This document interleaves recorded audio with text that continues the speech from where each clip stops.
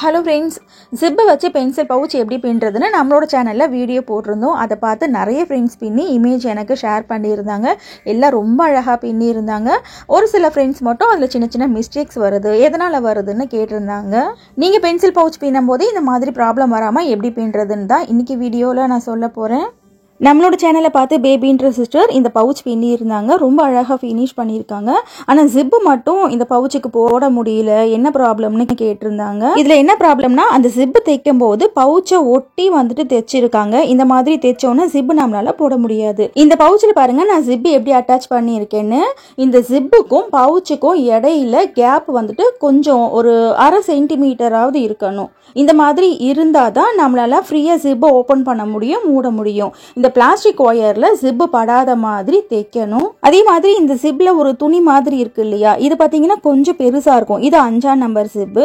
நீங்க பேக்குக்குன்னு தனியாக ஜிப் இருக்கு, அந்த மாதிரி ஜிப்பை கேட்டு வாங்குங்க. ரொம்ப சின்ன ஜிப்பு வச்சாலும் அதில் பக்கத்தில் இருக்கிற துணி பார்த்தீங்கன்னா ரொம்ப சின்னதாக இருக்கும். ஸோ பிளாஸ்டிக் ஒயர்ல வச்சு நம்மளால தைக்க முடியாது. இந்த ஜிப்புக்கு பக்கத்தில் இருக்கு இல்லையா, இந்த துணி 1/2 சென்டிமீட்டராவது இருக்கணும். ஒரு 1/2 சென்டிமீட்டர் வந்துட்டு கேப்பை விடணும். கேப்பை விட்டுட்டு 1 சென்டிமீட்டரை அந்த பர்ஸுக்கு உள் பக்கத்தில் வச்சுட்டு நூலை வச்சு தேய்க்கணும். ஃபேப்ரிக்ல ஜிப் அட்டாச் பண்ணும்போது நம்ம எப்படி வேணால் அட்ஜஸ்ட் பண்ணி தேய்ச்சிக்கலாம். இது பிளாஸ்டிக் ஒயர்லேயே ரொம்ப ரஃப்பாக இருக்கும் அந்த ஒயர். ஸோ இந்த அளவுக்கு ஜிப் இருந்தால் தான் பிளாஸ்டிக் ஒயரில் வச்சு நம்மளால தேய்க்க முடியும். இதே மாதிரி இன்னொரு சிஸ்டர் இமேஜ் அனுப்பிச்சு டவுட் கேட்டிருந்தாங்க பாருங்க. அக்கா, எனக்கு ஒரு பக்கத்தில் மட்டும் 2 நாட் எக்ஸ்ட்ராவாக வருது, என்ன ப்ராப்ளம்னு தெரியலன்னு கேட்டிருந்தாங்க. ஆக்சுவலாக இது இவங்க பின்ன மிஸ்டேக் கிடையாது, கரெக்டாக பின்னி இருக்காங்க. ஏன்னா நம்ம 17 ஒயர் வரிசையாக ஜாயின் பண்ணுவோம். ஸோ ஃப்ரண்ட்ல 17 ஒயர்னா பேக்லயும் நமக்கு 17 ஒயர் தான் இருக்கும்.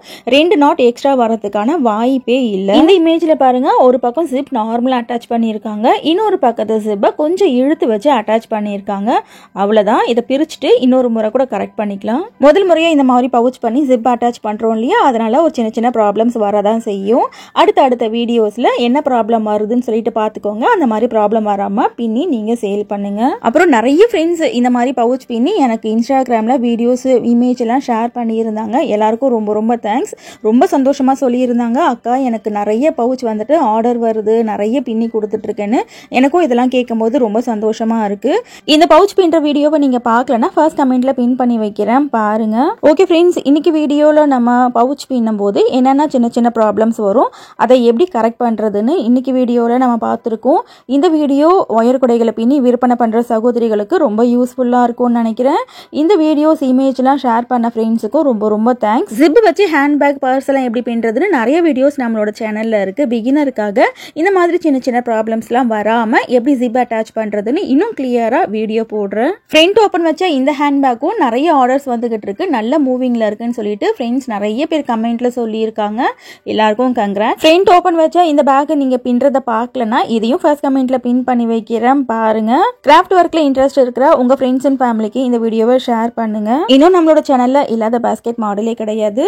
எல்லா விதமான முடிச்சுகளையும் விதவிதமான கூடைகள் வீடியோஸ் நிறைய இருக்கு. நேரம் கிடைக்கும் போது அதையும் பாருங்க, கண்டிப்பா உங்களுக்கு பிடிக்கும். தேங்க்ஸ் ஃபார் வாட்சிங்.